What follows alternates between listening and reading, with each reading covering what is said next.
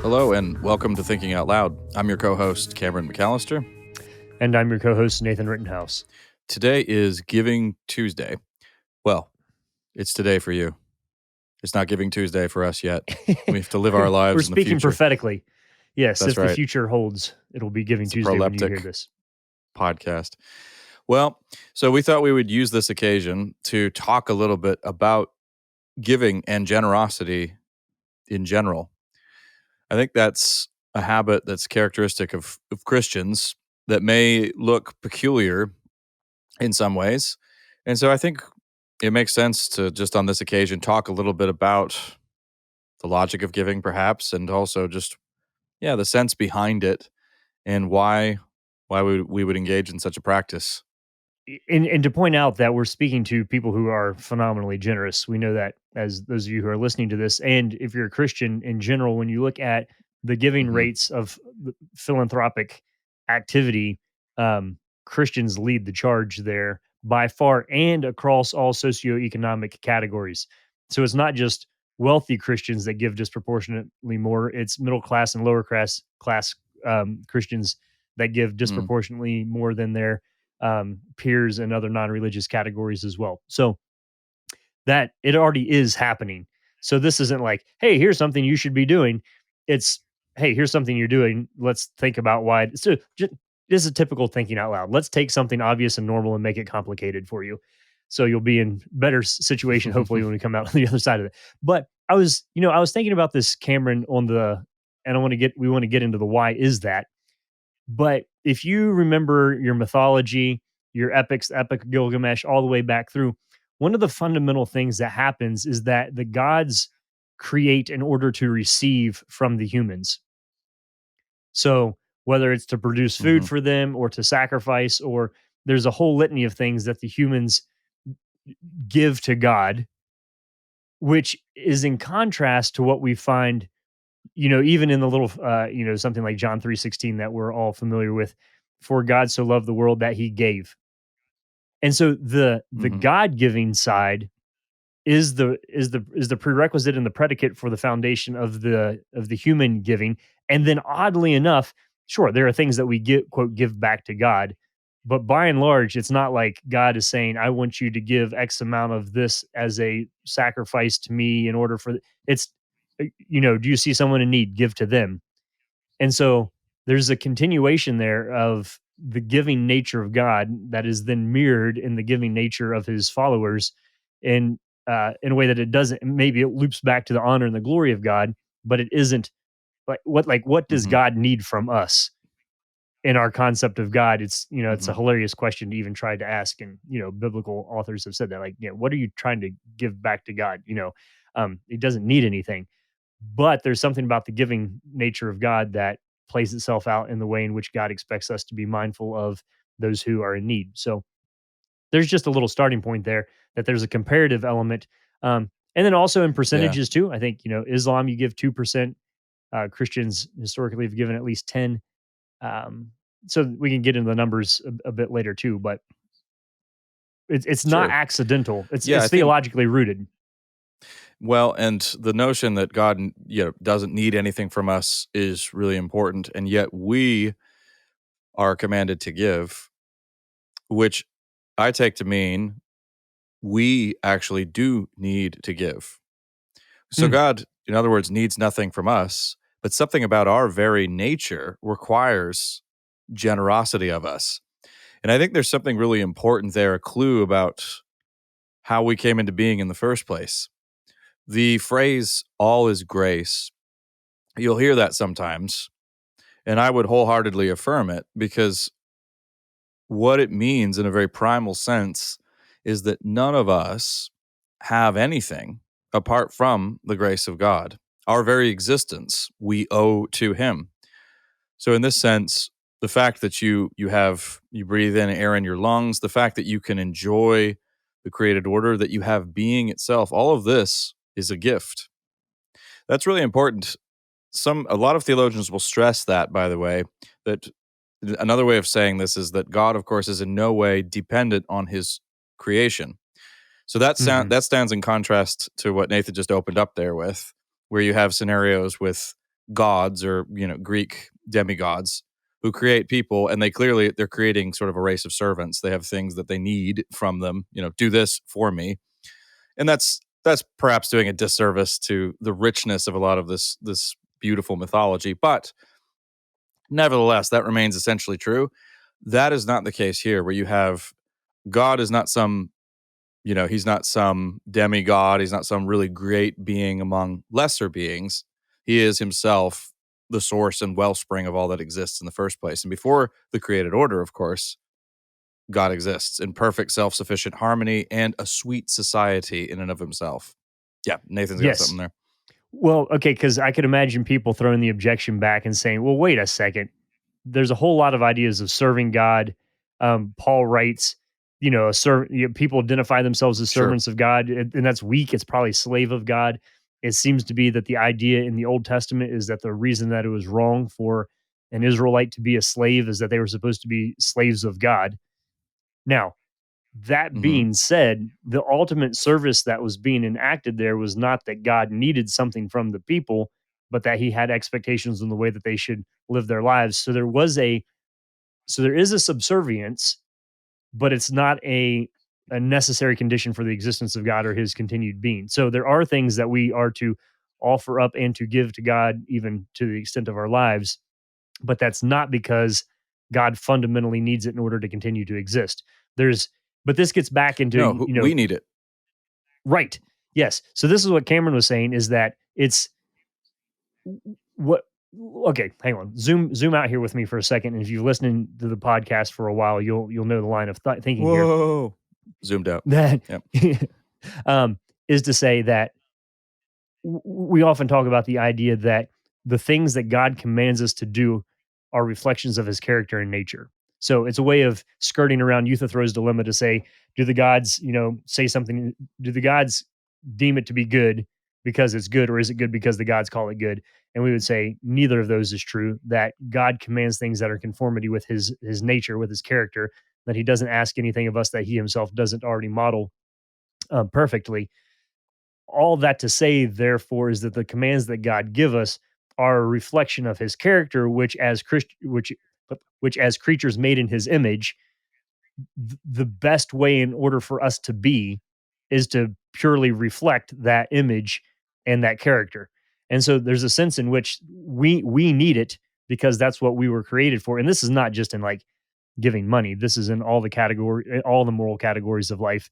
But it's not just willy-nilly. There's a really, really rich anthropology and theological reality that's being affirmed when we give. So if we were given everything, it also means that what we have is not, we can't strictly speaking, look at everything that we have and say, this is mine. Plain and simple. I earned it. It's all mine. And I think we have to hear this, of course, as Westerners these days. And increasingly, the Western outlook when it comes to consumerism is kind of worldwide. Because we do have a kind of consumer outlook, especially when it comes to what we would deem our possessions, our property, even a phrase like time. Nathan, I'm often convicted by the phrase my time. For instance, if I say, this is such a waste of my time, I have to constantly remind myself, and sometimes the Lord has to rather forcibly remind me, it's not your time. Whatever time we have has been given to us. It's a gift. And whatever we have, and this includes our talents as well. Let's say, you are a very resourceful person. Let's say you're a person who has been blessed and you have accumulated a good deal. That's something to be deeply grateful for. But gratitude is a very telling word. It's one thing to have an attitude of kind of, it's going to rhyme, an attitude of gratitude. Oh no, here he goes. Here we go. And another, though, if you have a sense of ownership, you think of Nebuchadnezzar staring out over his magnificent gardens, which were, by the way, you want to have fun with a commentary, read about those gardens. They were architectural marvels, absolutely amazing, magnificent. And so, staring out over that vast empire and thinking, this is all mine. I've got it. That's obviously a very dangerous, if we're taking scripture seriously, it's a very dangerous frame of mind. But I think it's one that we easily slip into if we forget that all is grace, in the sense that everything that we have, including our gifts and talents, is a gift from above. And so if we think in those terms, if not just think in those terms, but we live out of that posture, it will reorient our lives, and we'll see giving in a different way. Because, I mean, again, if Christianity is true, you were made, whether you whether you live in accordance with this or not, you were made to love God supremely and then love your neighbor as yourself. So, out of those two great commandments, one of the outworkings of that would be a spirit of generosity and a spirit of Hmm. giving. And it would be somebody who recognizes, I'm giving because there's nothing that I have not received. So therefore, I also will give freely. And this giving, by the way, helps us. We grow morally. We grow more as people in our character when we do that. God, of course, needs nothing from us, but this is something we need too. Yeah. Well, okay. So let's follow up on that just a second. Because I think one of the ways in which if you're listening to this, you may have had this happen to you where you've been kind of um, listening to kids is a really enlightening way to think about the idea of mine and possession, or like I'm going to my bedroom. There's that where you kind of laugh. Or sometimes we see other people and fighting over very meager possessions or something, but there's a sense in which it's not just about, so we are reflecting the character and nature of God, but there's also a proper dependence that's baked in here, because one of the reasons that we don't give, or we might get tight-fisted, is to say that unless I'm stingy, I won't have enough. And so it's very much this Mm, concept of, and I'm not shooting the idea of stewardship in the head, that's a biblical concept, but it's of saying that I can't give because if I give, nobody else will take care of me. And mhm. a story my brother was saying that, his son who's first grade, um, we were working on some project at church, I don't know, drilling wells or whatever, and his son said to him, um, "I think I'd like to give money to this, and I'm going to give X amount of dollars, like $40 or something. I don't know what it was." And Ben said, "Isn't that all the money that you have?" And he said, "Yeah, I'd like to give all the money that I have to this project." And Ben said to him, he said, "Well, yeah, you can do that because you have a father who will take care of all your needs." And he's like, and in that moment, Mhm. as it was coming out of my mouth, I thought, wow, Hmm. actually, A very that telling is the phrase. parallel. Very, yeah. Mhm. Where you get that little aha moment of like, that is the concept of I can be extremely generous because I believe I have a father who'll take care of all my needs. So the 6-year-old giving $40 and the 60-year-old giving whatever the Lord is asking of them is functionally the same, or the 16-year-old or whatever age you are listening to this. But so there's that sense of a proper dependence of saying I'm confident enough in the provision of God for my life that I can give simple things like 10% or whatever, even when it doesn't necessarily financially make sense, because actually my confidence is not in my bank account. It's actually in God sustaining me as I walk in obedience to what he's asking of me. So there, that idea of dependence and self-sufficiency really gets into this category of giving where we sort of set up security, financial security as an idol, I think. Um, and I'm not like Mhm. I'm preaching to myself here and just spreading the guilt around. Sure. But it's something for us to be mindful of as a major hiccup in our thinking on giving or not. Yeah, I think the notions of security are been obviously a huge draw. And of course, we find ourselves in a time of economic uncertainty. And again, there's nothing unusual about that. These kinds of economic hiccups happen from time to time. And I know that the language I'm using here runs the risk of sounding like it's trivializing what's going on. And in a sense, I am trivializing what's going on. Not because I don't take people's struggles and hardships seriously. I have to stroll through the same grocery store as everybody else does, and I see those prices rising. But partly because I guess, Nathan, this is something that I run into from time to time, and I have to preach to myself on this one too, because I waver, and I'll have moments of anxiety where I feel nervous. But ultimately, my bedrock assumption is that yes, the world is fallen, so therefore you'll see these convulsions, but everything remains in God's hands, and we are part of God's kingdom. And that doesn't preclude difficulties and hardship, of course, but it does mean that everything will be all right, and the world, as it is a perfectly safe place for you. I'm borrowing that phraseology from Dallas Willard, who at the end of his life said that he believed that that phrase came to him gift wrapped from God. It's pretty interesting. Yeah. And I think it's a phrase we need to hear more nowadays, because just as global conflicts escalate, yes, we experience economic turmoil, but they're also, we're staring at the face of escalating worldwide conflict. So a lot is happening. So in the midst of all of that, to say the world is a perfectly safe place for you and I.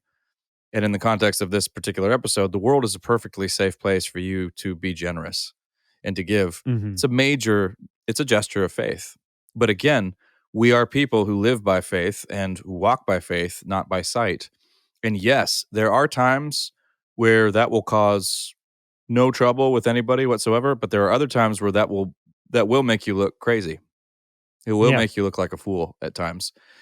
And we have to make our peace with that as well. So I think just it's worth pointing that out. I don't take lightly stewardship either. I'm right there with you, Nathan. But I also recognize that security itself is a major fetish for many people in affluent nations, and that's a factor that with which we have to contend a lot. Yeah. I think too there's a sense in this of kind of, so when you say my money, my life, my time, that so they're like snap judgments we have to make on what to give to and how to spend our time. You're checking out, and would you like to round up, or would you like to add $1 for this charity or whatever? So there are, there's that kind of like decisions you have to make, but then there are also bigger decisions of, um, if I subscribe to 15 streaming services, my capacity to give is diminished. So there are Mhm. also economic situations that we put ourselves in where we feel like our back is to the rope, we're up against the wall because of broader lifestyle choices that we're making. So there are ways, so we can think of, okay, character, nature of God, yada yada yada, and do I give 10% in all of this? But there's another sense of that, of what is the lifestyle that goes along with that generosity. Is it possible for me to live more simply in one category in order to be even more generous than I would be? Can I, in the boxing analogy, can you punch above your weight? Can you give beyond your Mhm. means because you live within your means? There's that kind of thing. That's financial, but then that's also time wise, of like, the fact of the matter is that a lot of us, for a lot of parts of our day, we aren't the masters of our own time. And it's not just like, oh, at Sure. 10:30 in the morning, I can go run off and do this errand for my, uh, elderly neighbor because I'm on the clock. So there are structural things in our lives that we should be periodically evaluating as well. I think, of saying, are the bigger systems at play allowing me to be generous with my time and money? And the answer to that is probably yes, but I think it's worth asking that question at least. I think so too. I mean, and it's you're going to pushing against the the real flow of culture here is going to be tough. I mean, it is countercultural to look at everything that you have as a gift. Mhm. Everything Yeah. around you is going to tell you the opposite. And so I think we need to drill into this just for a moment, because I think some of the statements I've made earlier in the setting of a Sunday morning or church or a Sunday school class sound like truisms. Of course, nothing is yes, we have nothing that we have not received. It's all gift, all is grace. But in the day-to-day circumstances of our lives, I think we just implicitly will often move very far away from these truths, and they cease to be guiding assumptions for us sometimes. I know that's the case for me. So it's trying to find ways in our life, in our lives, and this is going to take some creativity, I think, sometimes, Nathan. And this is where creative spiritual disciplines can come into play, but ways to help remind ourselves that our lives are not our own. We're there, I mean, and that everything that we have is indeed a gift, and that we have nothing that we haven't received.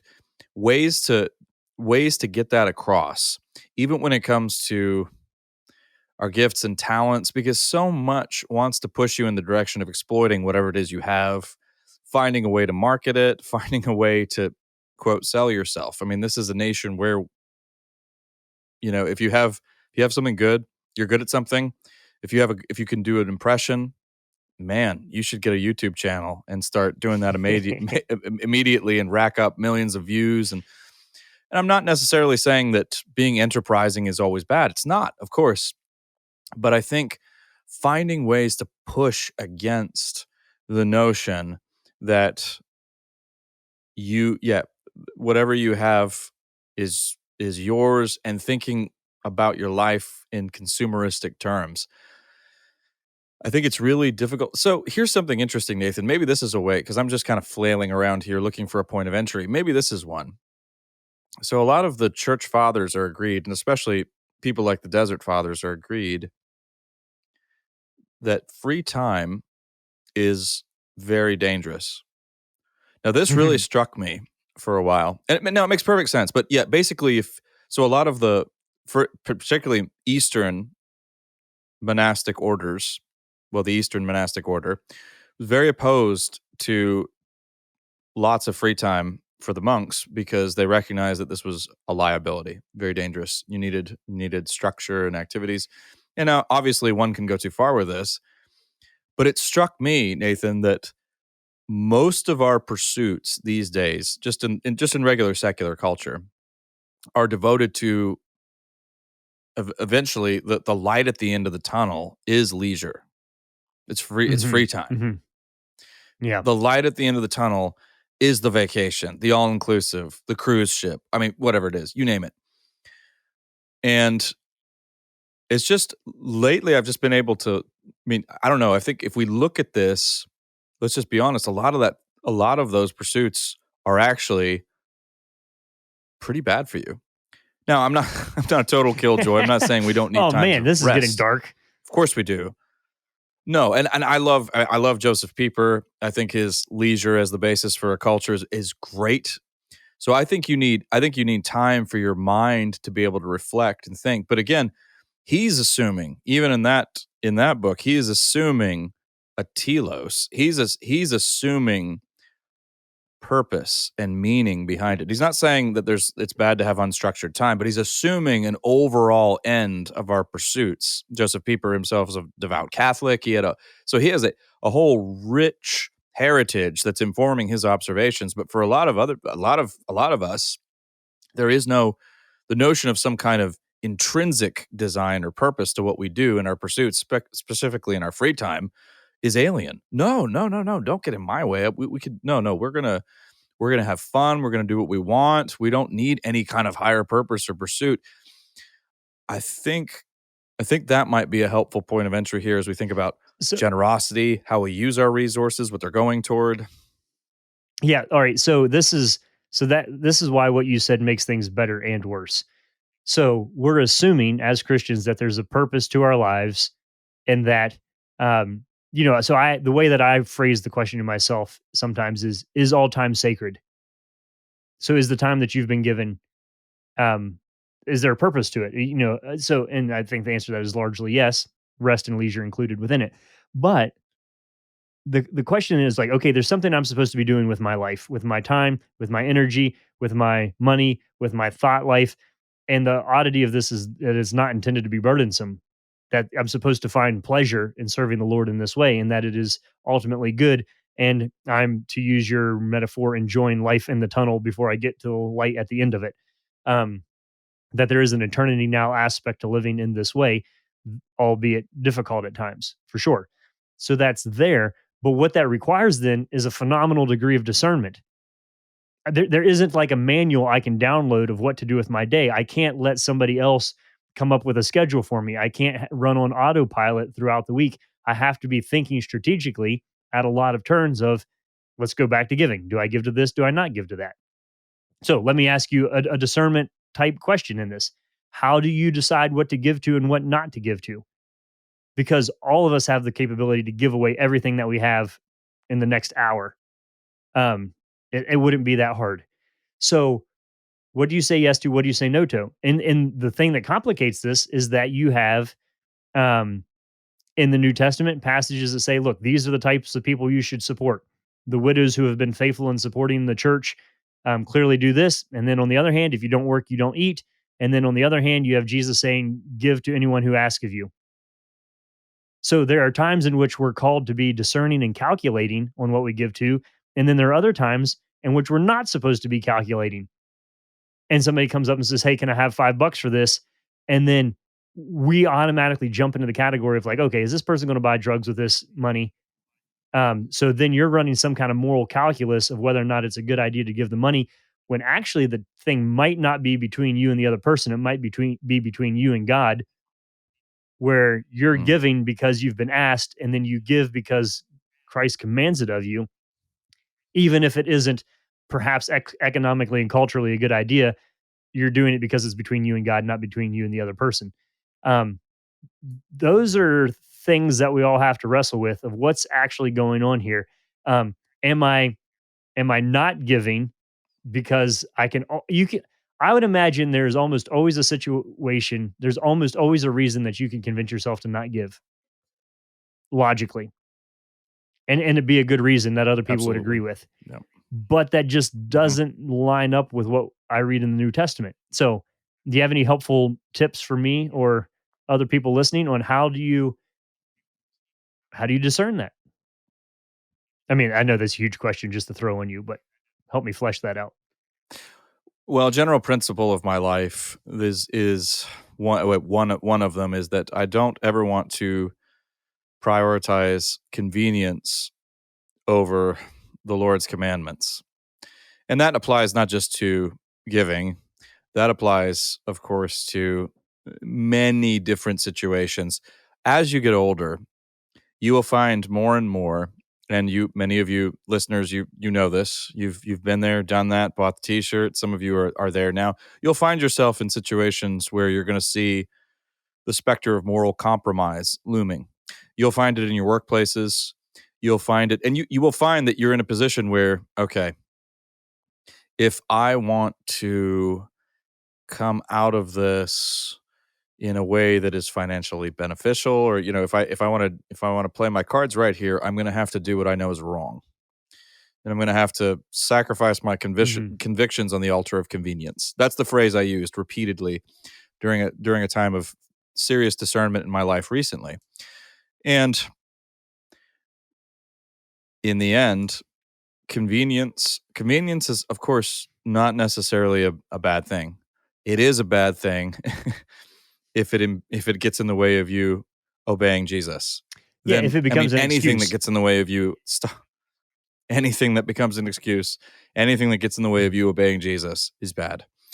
And so there are times where we have to where we I mean, we're going to have to do we are called to live sacrificially. And so that's included in the giving category. There are times where we've got to give sacrificially as well. And it's a wonderful act of faith in my case, and I know in the the testimony of so many Christians down the ages is that when this is done, it ends up being a very sweet time with the Lord, a time of just real growth, a sense of the Lord's love, the Lord's provision, the Lord's care, which we see. It's because it's a tremendous gesture of faith. It's a recognition that Christ is king and that he reigns, and that, as you said at the beginning here with your story about your brother Ben, we are in the hands of our heavenly Father. And if that is indeed the case, then nothing will stand in the way of us obeying obeying his son, Mhm. which includes Yeah. which includes giving. So I think, yeah, I would say be wary of sacrificing your convictions on the altar of convenience.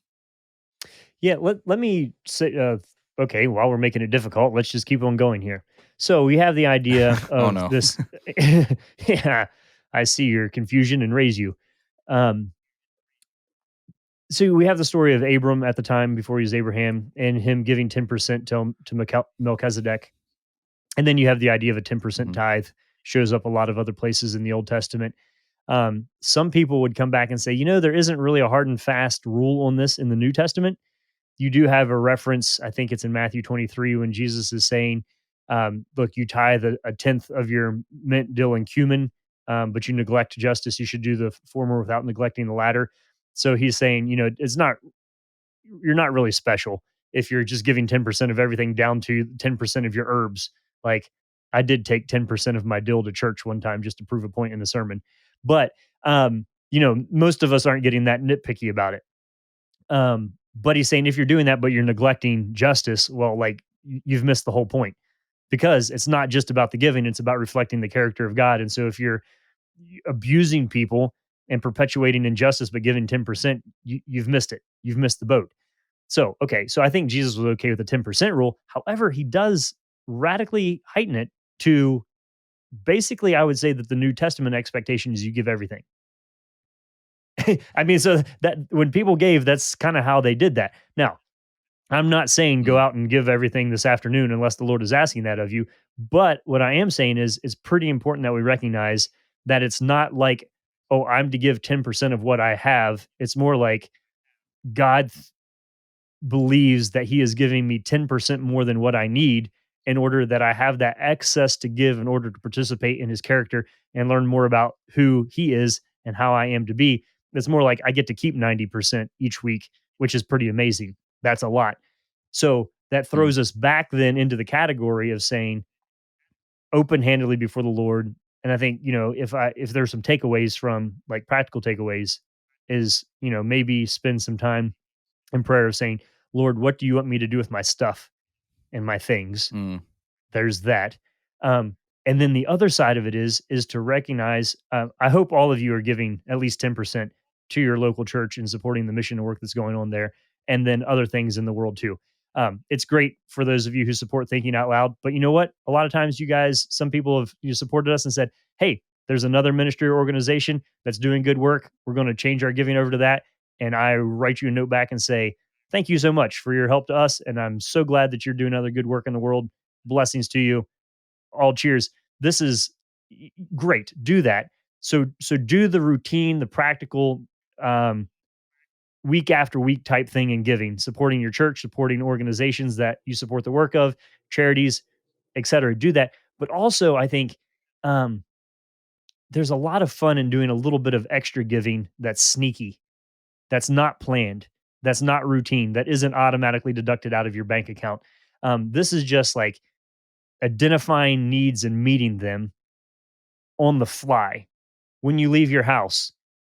You ever take a $10 bill with you and say, somewhere in this day, I'm going to find a way to be a blessing to somebody else, or I'm going to buy something for somebody. And then remember the sneaky factor in here. Jesus talks about not letting your left hand know what your right hand know what your left hand is doing.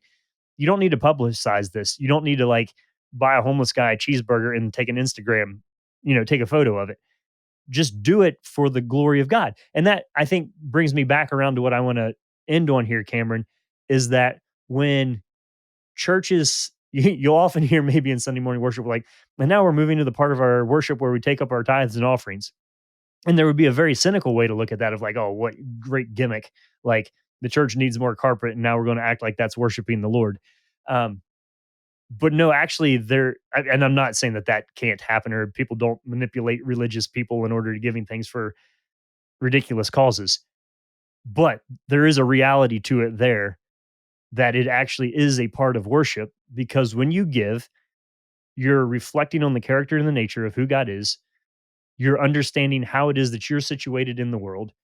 You're recognizing that your dependency ultimately is on Him, and that when we give to the things that perpetuate the mission of God, that there's a real pleasure in that.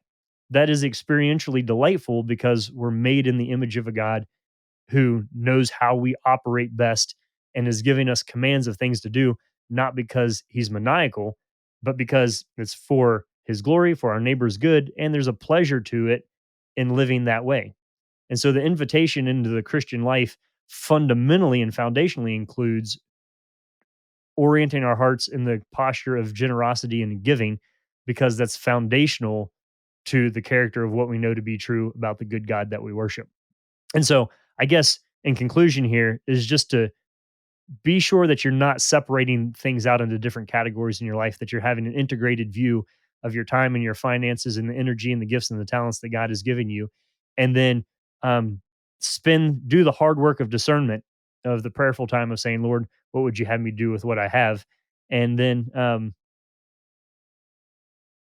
grin when he gives you a good idea, and enjoy that. You were saying the Dallas Willard quote that he felt like that was something that was how do you say, gift wrapped to him from God, a little phrase or a statement. Um, Mm-hmm. I hope all of you get, it's the holiday season. It's not like it's Giving Tuesday. We're supposed to live lives that embody this. But if this day can help you get back on track, then I think that's a great use of celebrating today. You've been listening to Thinking Out Loud, a podcast where we think out loud about current events and Christian hope. Thanks for listening to Thinking Out Loud. If you'd like to learn more about what we do, book Nathan or Cameron, or if you'd like to support us financially, whether through a one-time donation or on a monthly basis, you can do so on the donate page at www.toltogether.com. That's toltogether.com. And please consider leaving us a 5-star rating and sharing this content with your friends. It really does help.